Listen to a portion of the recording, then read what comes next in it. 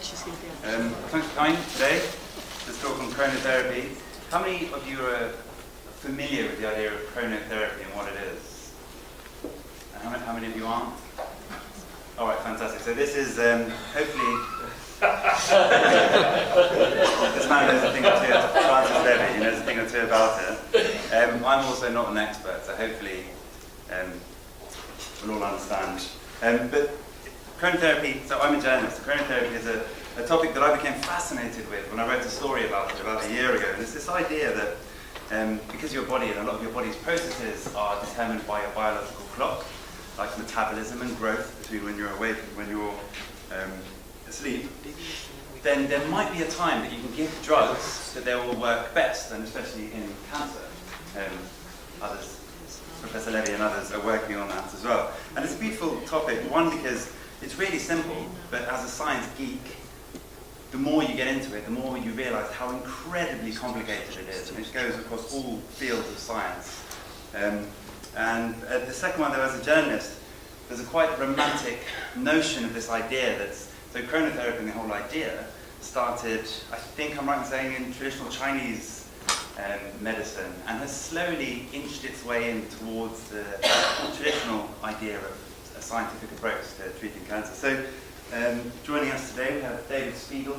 He's a professor at Stanford, and he's a psychiatrist who's interested in the connection between the mind and the body in health and disease. We have Pasquale Innominato, who is a clinical oncologist who has been using chronotherapy to treat patients in Paris for the past decade, the best part of the decade, and has moved here to Warwick to continue his research. We have David Rand. He's a mathematician. He's a professor here at Warwick as well. I imagine that his office would be like Russell Crowe's from A Beautiful Mind, because he's the guy that crunches all the numbers and does all the equations to figure out how we're actually going to make this work. And then we have Daniel Hochhauser, a professor from UCL, also a clinical oncologist. Yeah? Medical oncologist. That's something different. Yeah. What did I say? Considered an insult to someone. Okay, a medical oncologist who's here to give us a medical oncologist to give us the viewpoint from the traditional chemotherapeutic world. So I was wondering, I think we should start with you, David. Can you give us a bit of an insight on this connection between our body clocks and cancer? Sure, I'd be happy to do that. You may be wondering why an American and a psychiatrist is joining these distinguished people here. I do feel obligated to say that today is the 240th anniversary of the American independence from and it occurred to me that if you call what you just did a few days ago the Brexit, that what we should call our Independence Day is the U-Sexit. But we did it a long time ago, and we hope Great Britain will find another partner. You may also wonder why a psychiatrist. Psychiatrists, particularly in America, not so in Great Britain, were mainly psychoanalysts a while ago and were mostly interested in dreams. That was the part of sleep they were interested in as the Royal Road to the Unconscious. But as a psychiatrist, I'm actually interested in sleep because while Shakespeare said to sleep pertains to dream, actually to sleep alone we think has a profound effect on the way people cope with cancer and actually on cancer progression. So I'll mention a few of the studies that we've done at Stanford to give you an idea of what we're learning about sleep and cancer. The first involved wrist-borne actigraphy. So there, and Francis and Pasquale are doing studies as well. It's basically a motion detector on the wrist. That is not a bad way of monitoring sleep. When you're in more deep sleep and REM sleep, when you're dreaming, your physical movement is actually prevented so that you don't run around much of the time when you're having these dreams. And so you can detect different stages of sleep and how deeply you sleep with a simple wrist monitor. We also study it more elaborately with EEG, but the wrist monitors work pretty well. And one of the things that we discovered, much to our surprise, is that sleep efficiency is actually an independent predictor of survival with breast cancer. So we took a sample of 120 women with advanced breast cancer, and we analyzed the way in which they slept. And it was not the amount of time they spent in bed that predicted survival time, but it was actually how efficiently they slept, how many times they woke up at night. And the inefficient sleepers actually did worse in terms of long-term survival than the efficient sleepers. And we think this is independent of the usual risk factors. Do you have more metastases to organs and other things that might predict a bad outcome? So it isn't just losing sleep because you're anxious. It's that sleep itself actually seems to have a protective and restorative function. So we got interested in what that protective and restorative function might be. And one of the things we've been studying is cortisol. Salivary, you can measure cortisol is one of the major stress hormones in the body. It's secreted by the pituitary gland. There's a marked diurnal pattern. It gets high in the morning, goes down late in the day. So right now, hopefully your cortisol levels are very low. The alcohol might have helped just a little bit if you had some, but typically there's a marked diurnal pattern. And we were measuring cortisol in saliva in our breast cancer patients, and what we found was that there was variability and some abnormality. So many of the cancer patients had lower cortisol in the morning and higher cortisol in the evening, which is not what should happen. And we found that that also was an independent predictor of survival. So the women with the more abnormal cortisol patterns, abnormal stress hormone responses, actually died sooner. And again, this wasn't just like 2 months before the end of their lives. It was years before we could predict who would have a different outcome, independent of all the usual risk factors. So with Oksana Polish in my group, who's collaborated with Pasquale and Francis, we looked at another measure of stress response, and that is called vagal tone, or heart rate variability.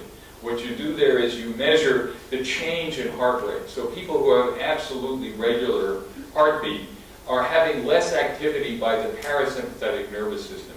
It's the part that counters the sympathetic nervous system. So instead of your heart rate going up, your blood pressure going up, it helps it go down. It's part of self-soothing. And we found that people who slept better at night, and again, these are cancer patients, had better vagal tone during the day. Think about this yourself. You have a problem, you get a bad email. We all make the mistake of reading our email until just before bedtime, right? Which is a good way to impair sleep. And you get some problem that just drives you nuts and you can't figure out what to do about it. You finally get to sleep, and the next morning you think, oh yeah, I know what to do about that. You handle it much better. You can self-soothe much better. And in fact, our patients who slept better at night had better vagal activity during the day. They were better able to self-soothe. So the next study we did was we looked at whether vagal activity actually predicted survival. If sleeping better increases vagal activity, we thought, and there are some other colleagues here in Europe who've been working on this too, Idron is one in Belgium, that better vagal tone, this heart rate variability, which protects people with heart disease as well as cancer, actually predicted cancer survival. So the people who could self-soothe actually live longer than those who couldn't. And one other thing that goes along with poor heart rate variability is depression.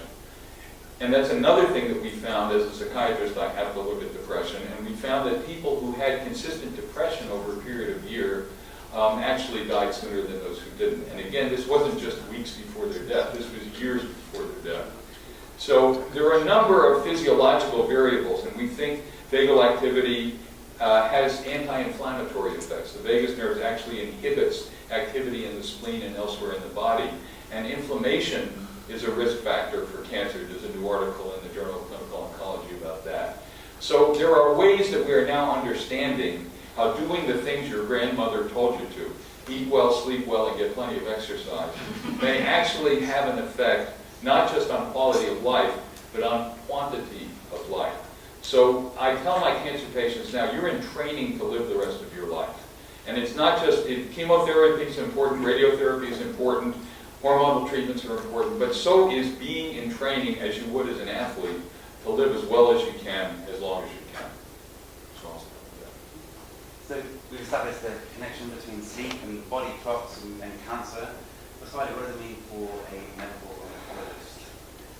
It's the challenge in the sense that I, of course, completely agree with what David said.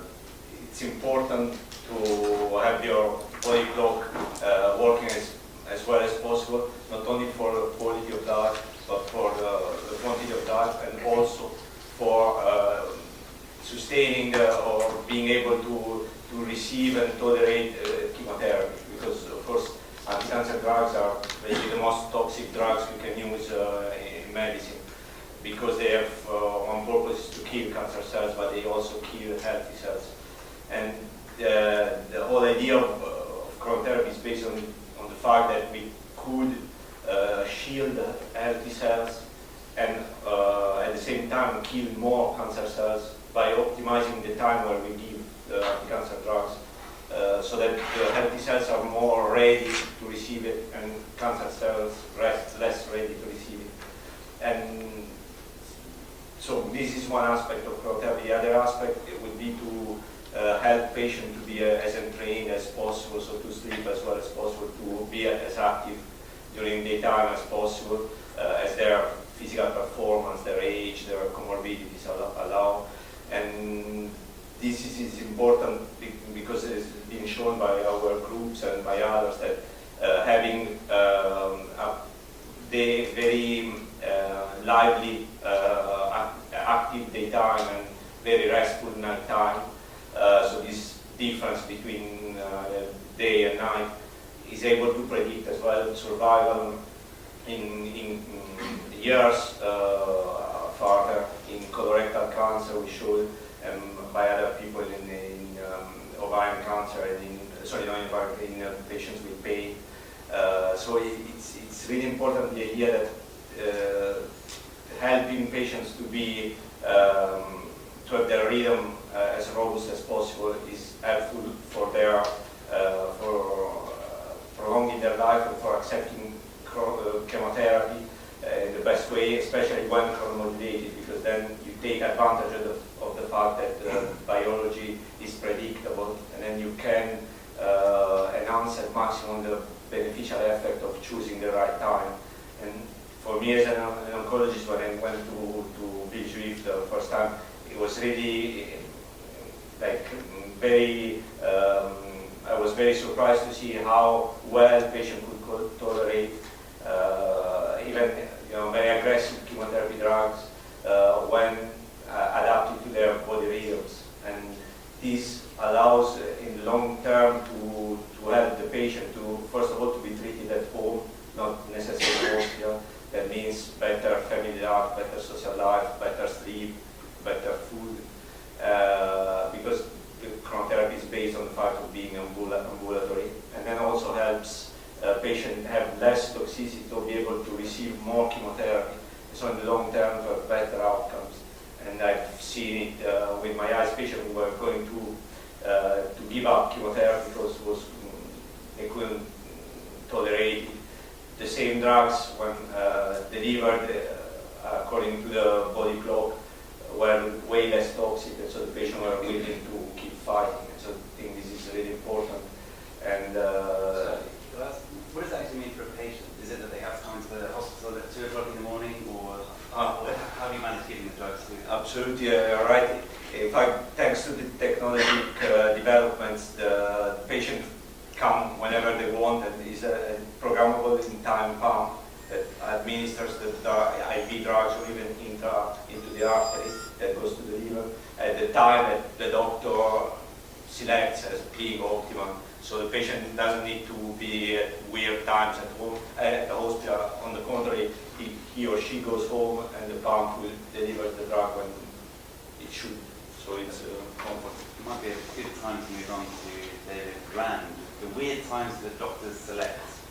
How on earth do you select what time to give somebody a chemotherapy? Yeah, so you might be wondering what a mathematician is doing here. Maybe I am as well.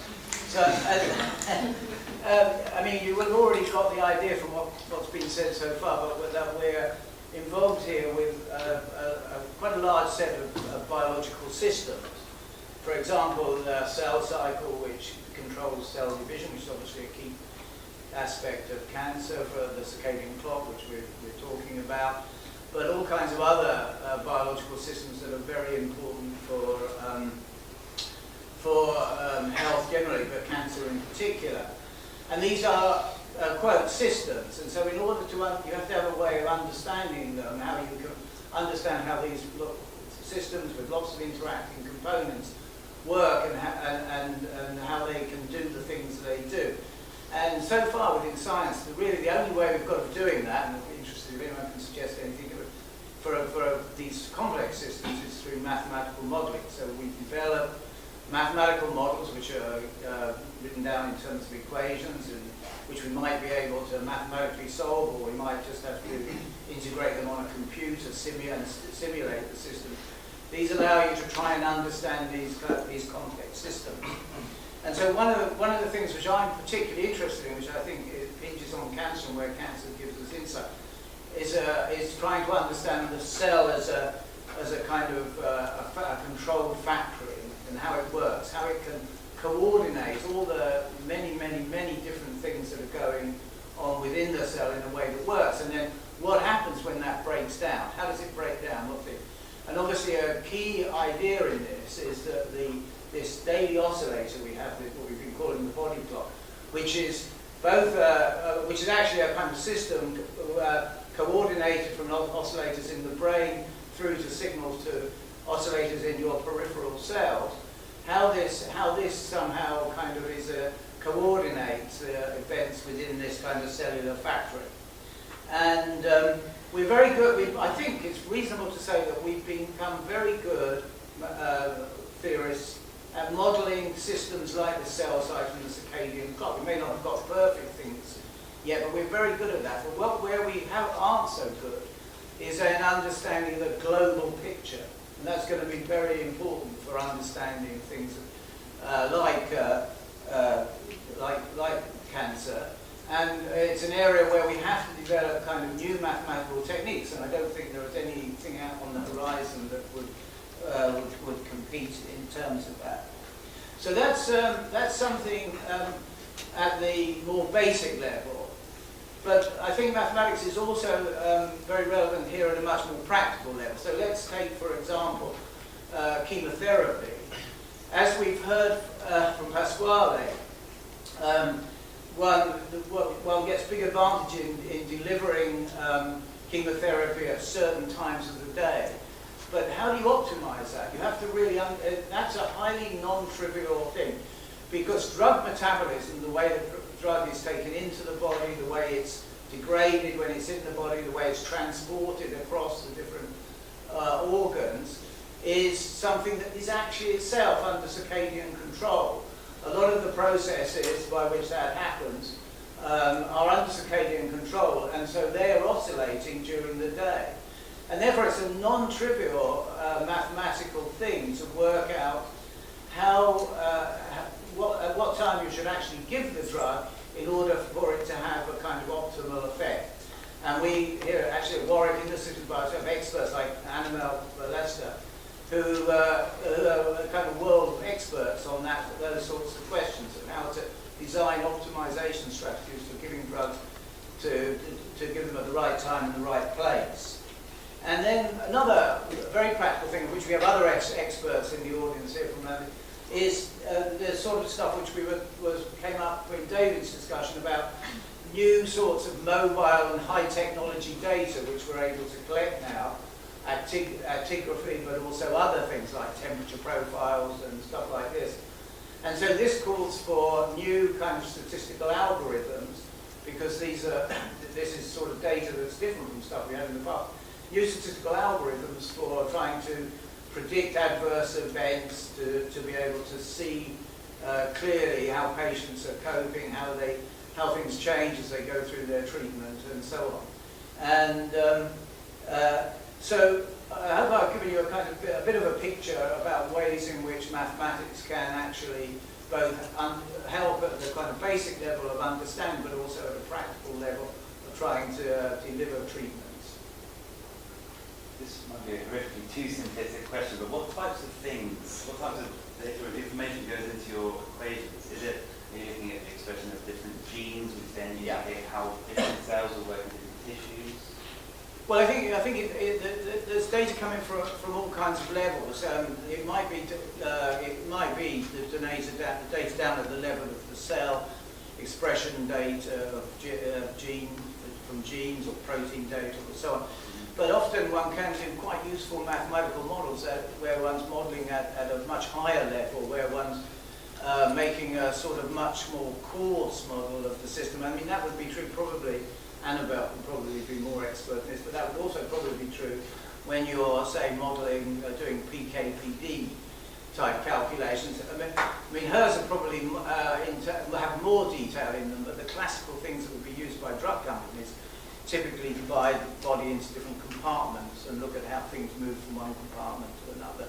And so that's nowhere near down, one would be down to the level of interactions between mRNAs and proteins and so on. Daniel, I know you were keen to stress that you weren't an expert in chronotherapy, but you are an expert in traditional chemotherapy. And I'm wondering whether...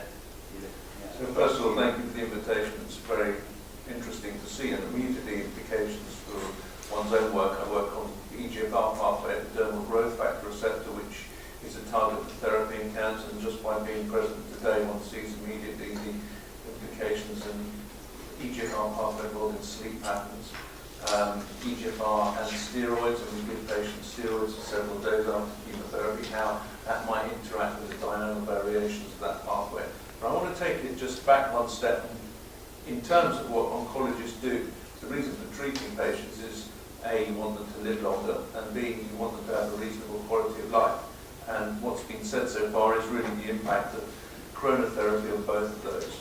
In terms of the impact of making patients live longer, the problem is that chronotherapy, with the fantastic work that's gone on for years, which I've read as it's gone on, but it hasn't really penetrated into the wider oncology community. And maybe one of the discussions is why has it not, when Dr. Levy and Pasquale and others have actually done so much work, why has this not permeated into the wider oncology community and larger trials going on, despite very, very interesting studies that have gone on? I think one of the reasons is in terms of the fashion for what one does in research terms. So that is that traditional oncology research is essentially new drugs, new combinations of drugs, new approaches, and of course there's very exciting at the moment, not least immunotherapies, signal transduction pathways, and in a sense, therefore, the less sexy, or I don't think it is less sexy, but perceived to be less sexy areas such as schedule of how drugs are given, how you combine drugs and the times you give them,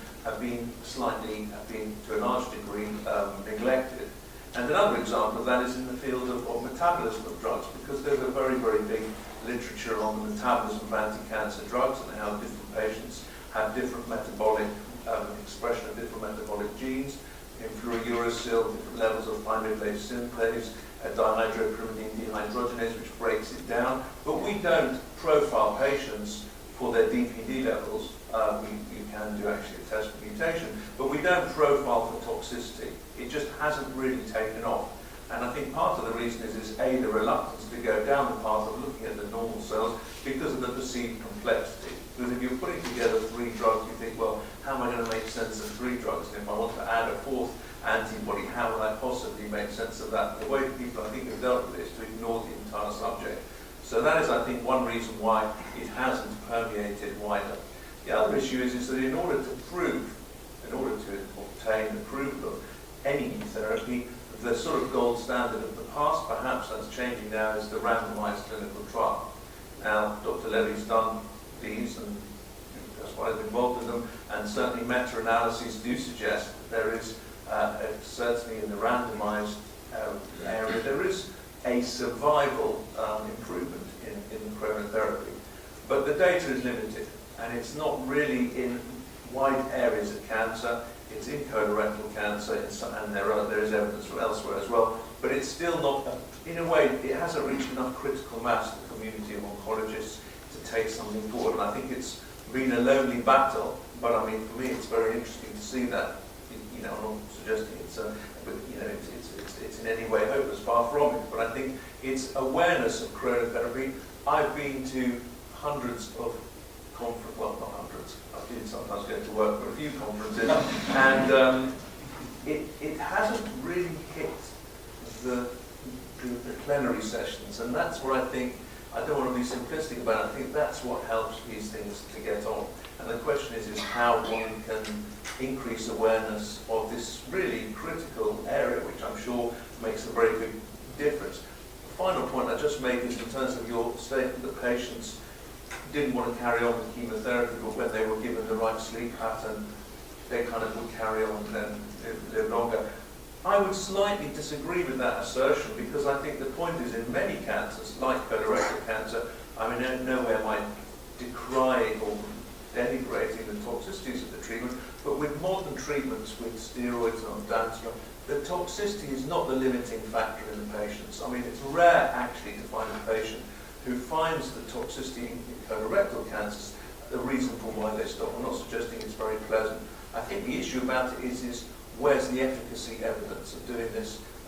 More perhaps in that situation than where's the quality of life. So it's going to make it even more complex. If you say to the patient sleep well and do a lot of exercise, which is of course itself an issue, that is in itself going to help the sleep pattern, and then how you're going to factor out whether it's the exercise that's actually the anti-cancer effect or the better sleep pattern. So I think it's immensely complicated. Having said that, I think it's a great area and I'm listening really to know how to take it on. I think you, David or Pasquale, it might be a good point to, what are we talking about here with chronotherapy? Is it that we might be able to extend people's survival from days to months to years? What are we hoping for? And then maybe we could address Daniel's question, why hasn't penetrated mainstream cancer treatment? First of all, I completely agree with the reasons. I think I would have identified the same is their complexity and competition with other areas, maybe even more sponsorized by pharmaceutical companies. In a sense, it's more or it's more cost effective to develop a new drug rather than spend a lot of money to optimize. So this what can add is specific to the cancer, the kind of cancer and the setting, whether you give it as the first upfront treatment or as salvage treatment after the patient has failed the more classical drugs. So that there is no minimal or maximal meaningful difference or improvement. That would be the longer the better, and we hope to be in the orders of years till remission, not just a few weeks, but it's specific to the disease and the setting.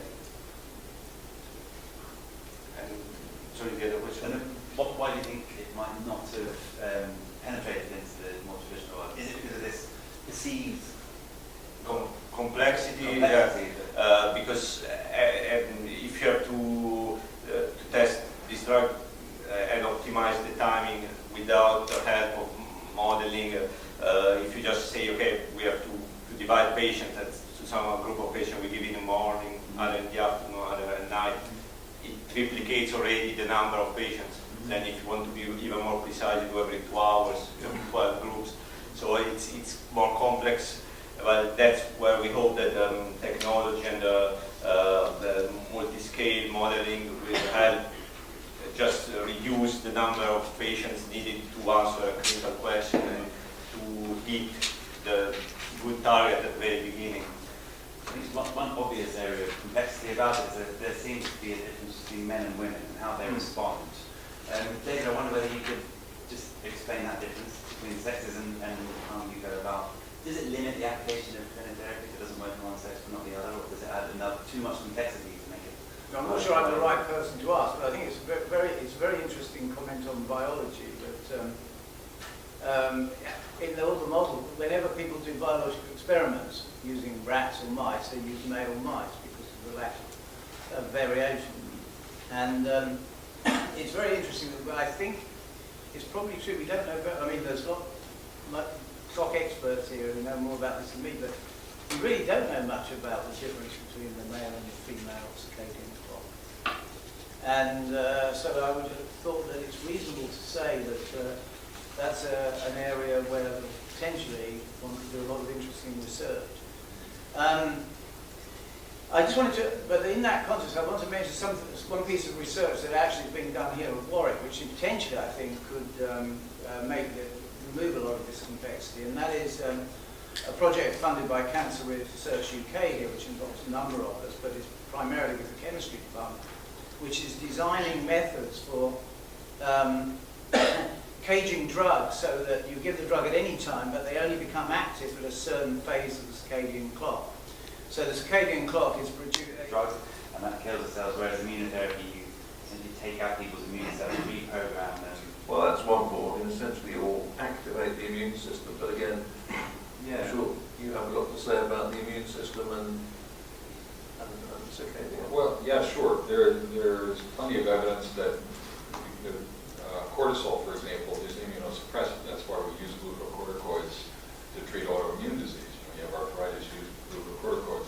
There's evidence if you put glucocorticoids on normal mouse mammary tissue, you inhibit the expression of BRCA1. That's the gene that, when mutated, increases risk of breast and ovarian cancer.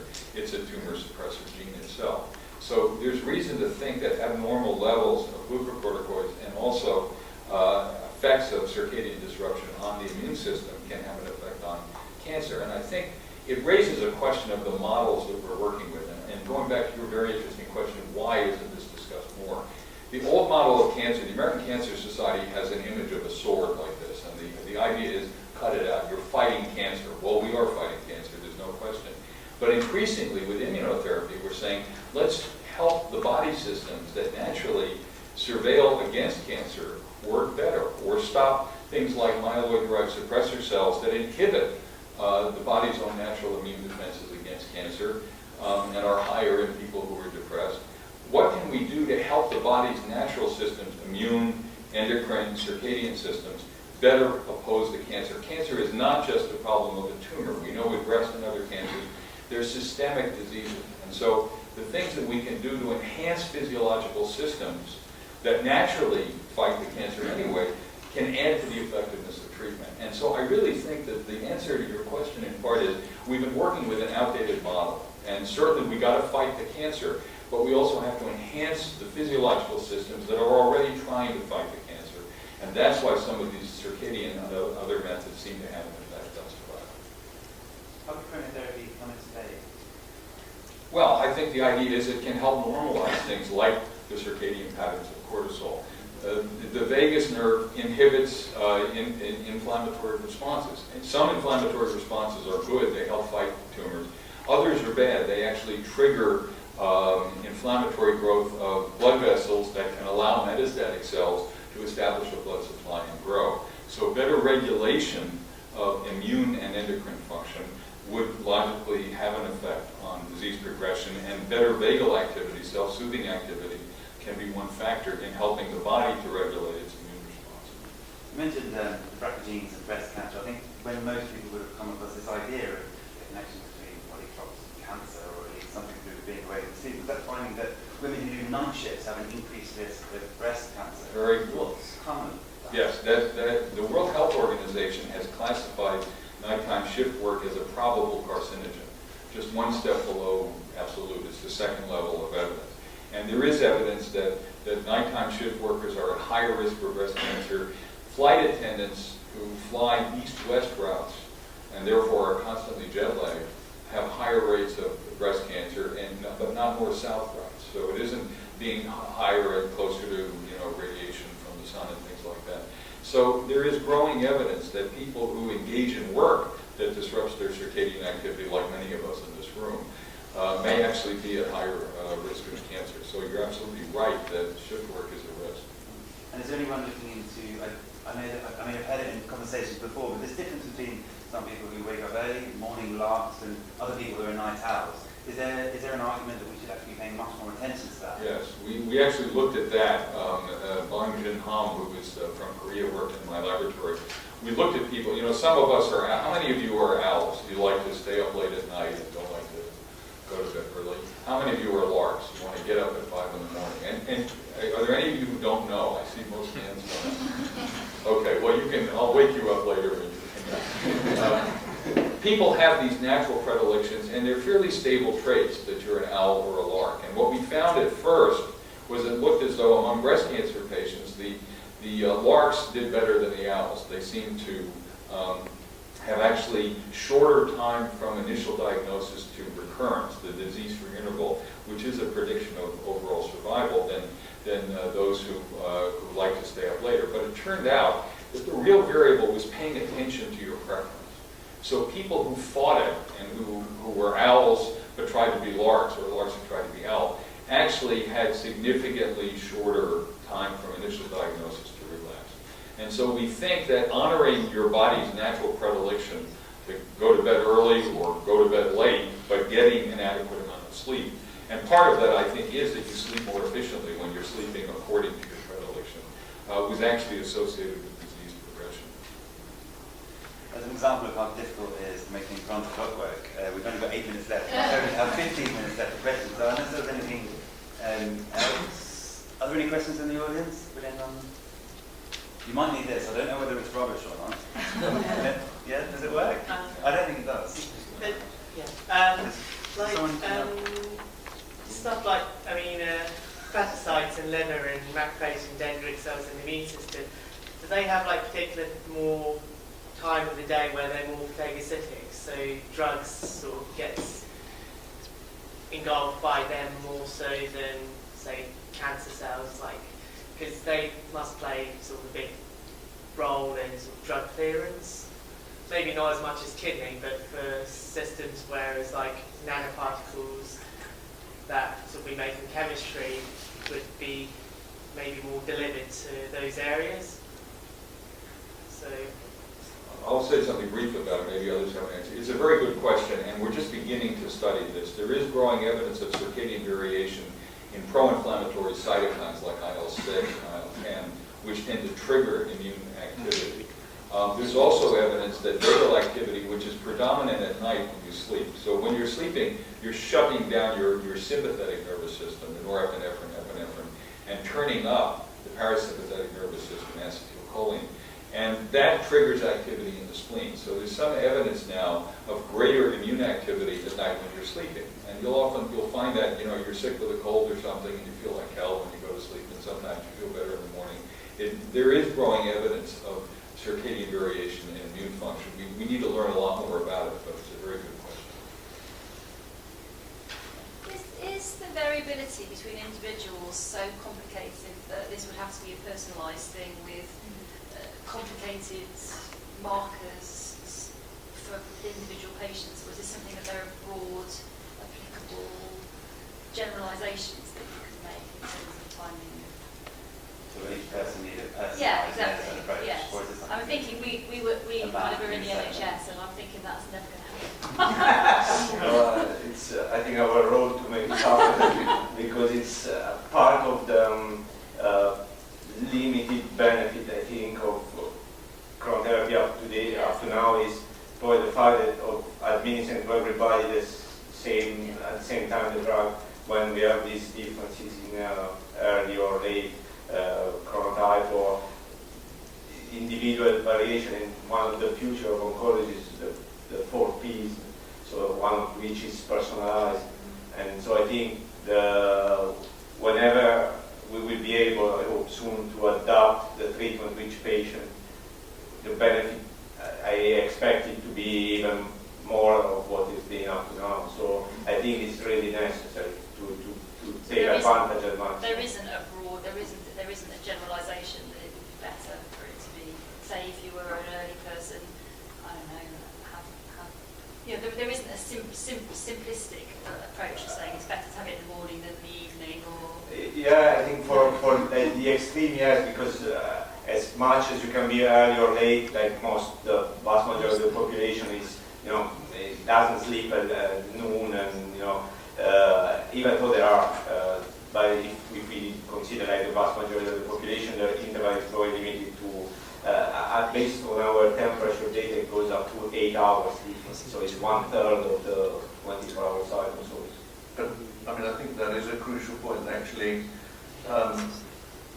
It's difficult enough in the NHS to get someone to get chemotherapy, let alone time. Assuming we're not going to get this 350 million a week, I think it's going to be rather difficult for us to ever say to be able to, within the UK health system, and I think that is what frightens people of chronotherapy, because we've got such, it may seem a crude point, but it is logistically very difficult to organise treatment for patients. And if you've got them in on a Thursday, I think that they've got to be having the treatment at 6 on Thursday. This is what I think frightens, this is what is a barrier to chronotherapy. This issue that is going to produce this incredible work pattern that's going to be impossible. That's why your cage idea is a very nice one, actually, that it will be, you'd release the drug at a certain time, or that there be more. I think for it to work, it has to be simple, I would guess, you know, because it's such a complicated subject. And here you're saying, well, it is personalised. You've got to personalise every single drug.